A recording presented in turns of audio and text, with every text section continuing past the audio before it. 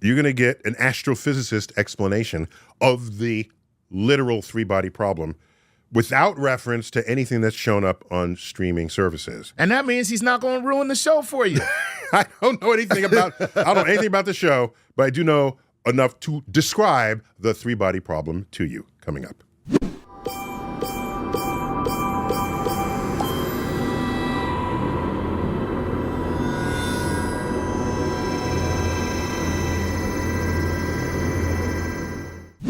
Let's start simple. Okay. So as we know, the moon orbits the Earth. Right. But that's not the right way to say it. Okay. All right. The moon and the Earth orbit their common center of gravity. Ooh. So Earth is not just sitting here. Right. And the moon is going around it. They feel in their common center of gravity. You know where it is? It's 1,000 miles beneath Earth's surface, along a line between the center of the Earth and the center of the moon. Got you. So as the moon moves here, that center mass line shifts. Okay?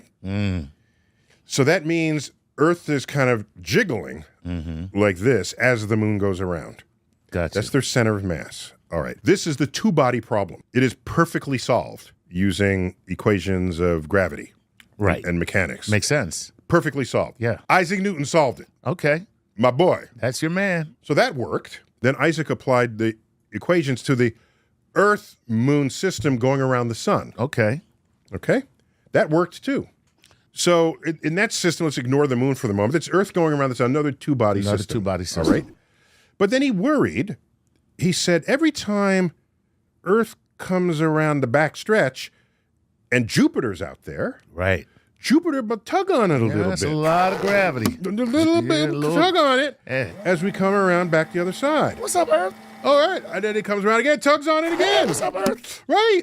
And, of course, everybody's moving in the same direction around the sun, so the Earth would have to go a little farther in its orbit to be aligned again with Jupiter, but it's going to tug on it. Right. Okay.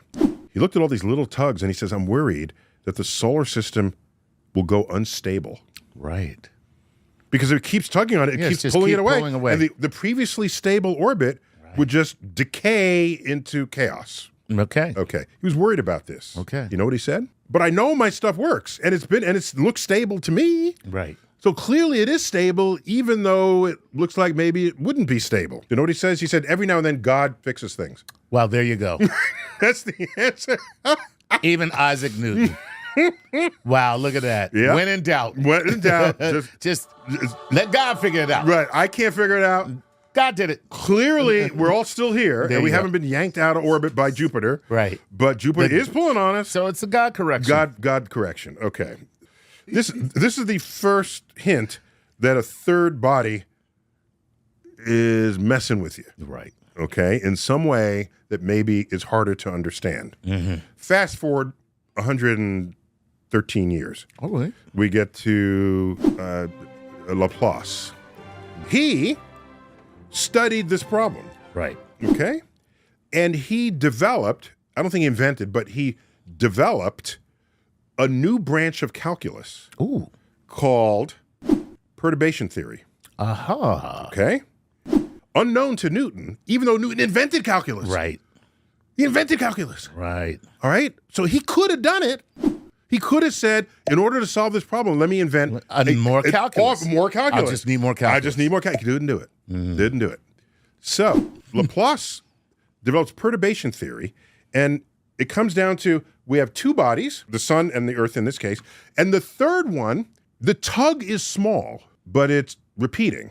It's not a big tug. Jupiter's not sitting right here. Right. It's way out there. Way out there. It's just a little tug. And so you can run the equations in such a way and realize that a two-body system that is tugged often by something small, that it all cancels out in the end. Gotcha. Okay? So when it's out here, the tug is a little bit that way, but now it's over here, and the tug is less. Right. All right? And then sometimes it's tugging you in this direction when that's the configuration. You add it all up, it all cancels out. And it just But Newton could not have known that without this new branch of calculus. Okay. Okay? Perturbation theory. So that took care of that third body. Gotcha. Where solar system is basically stable. Okay? For the foreseeable future in ways that Newton had not imagined, in ways that Newton required God. Right. Okay? Oh, by the way, just a quick aside, we're up to the year 1800. Do you know who summoned up these books to read them immediately? Because there's a series of books called Celestial Mechanics. Okay. Napoleon. I am Napoleon. Napoleon, who read all the books he could on physics and engineering and metallurgy. Man, look at that. Okay, he wasn't just a tyrant. Right. He was like He was a smart tyrant. Smart tyrant. All right. So he summons up the book. Doesn't have to be translated because they're both in French. Right. He reads it, goes to Laplace and says, Monsieur, this is a beautiful piece of work, brilliant, but you make no mention of the architect of the system. He's referring to God. And Laplace replied, Sir, I had no need for that hypothesis. Ooh, that's a mic drop. Ooh, that is tough. Man. Ooh. That's a dig on Napoleon and on Newton. Yeah. And on Newton. Oh, man, look at that. Yeah, all right. So let's keep going. Go ahead. So now, let's say we have not just the planet and one of its moons, but let's say we have a star and another star, double star system. Right. Famously portrayed in what film? Star Wars. Star Wars. Yeah. All right. Of course. So those two suns and the planet is stable, and I'll tell you why in a minute. Mm-hmm. But if you take a third sun and put it there, about approximately the same size, then what kind of orbits will they have? Give me two fists here, okay? So I'm feeling this one, but now I feel that where's my gravitational allegiance? Right. You don't know where to go. Am I going to come through? Right. But then am I going to go that way or this way? So I'm coming into the system, and do I go to you in orbit? But wait, you're still coming around here? Right. Now I feel this. And so it turns out the orbits of a three-body problem are mathematically chaotic. Yes. I was about to say, that did not seem very stable. Something has to give. Well, this is in the series. What we're talking about. I haven't seen the series. I know. I'm just saying something has to give. That's all. Two of these are going to collide. Right. One is going to get ejected. Right. Okay. That is the classical three-body problem. Three objects of approximately similar mass trying to maintain a stable orbit. And it goes chaotic with just three objects. Look at that. It is an unsolvable. Let me say that differently. You can calculate incrementally what's happening and track it until the system dies or splits apart or whatever.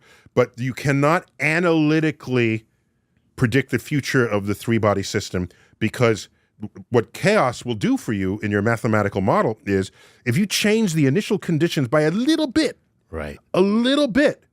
the solution diverges. Further down the line, it goes crazy. It's not just a little bit different later on down the line. Exactly. It is exponentially different. Correct. Wow. With the smallest increment of distance. Right. So I'll say, I'll move you in this direction in this model, and then in a slightly different direction in the other model, it goes chaotic.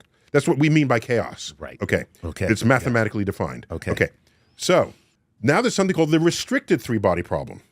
Oh, right. Okay. Okay. All The restricted three-body problem. Never heard. You have to give me your two things back. The Okay. two planets. You got that. Okay. Two bodies. You got your two bodies. Now the third body is little. Aha. Now you two will orbit each other. Right. Okay. And then this, it's not messing with them. Right. So there's restricted three-body problem. We have two masses of approximately equal and one that's much less than the other two. That is solvable. Right. It's called the restricted three-body problem. Gotcha. In the Star Wars case, that's the restricted three-body problem. Right. Because you have the two stars and you have the little planet. The little planet. It's there no it big is. deal. And it's even better because the planet is so far away that it only really saw one merged gravity of the two stars. Right. Okay. You're far enough away. That difference is not really mattering to you. Mm-hmm. You maintain one stable orbit around them both. Around both stars. Both stars. Right, okay? Now, if it got really close, then you'll have issues.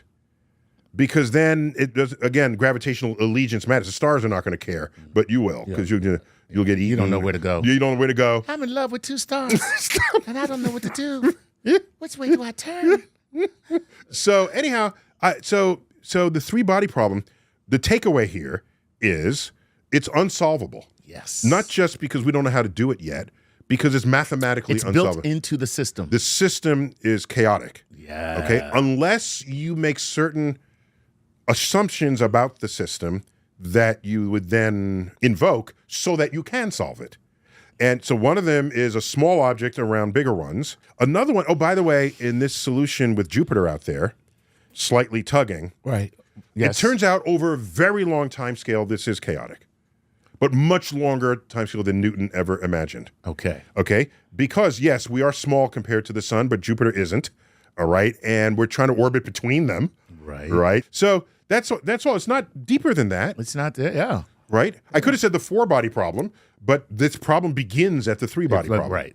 Because you're going to have the same thing in 4 bodies or Exactly. 5 bodies. It's going to be the same. And we have star clusters with thousands of stars in them, and they're all just orbiting. Right. We can model it, but we cannot predict with precision where everybody's going to be at any given time. Okay. Because it's chaotic. The chaos. So it's about the chaos. It's about the chaos. It's all about the chaos. Yeah. So what we do is we model the chaos. Right. Right. We say this will be statistically looking like this over time. You're not going to track one object through the system for eternity. That's not going to work. That's so cool. Yeah. All right. That is so cool. There it is. All right. Another explainer slipped in torn from the pages of science fiction. Yes. Just a simple description of the three-body problem. Until next time, keep looking up.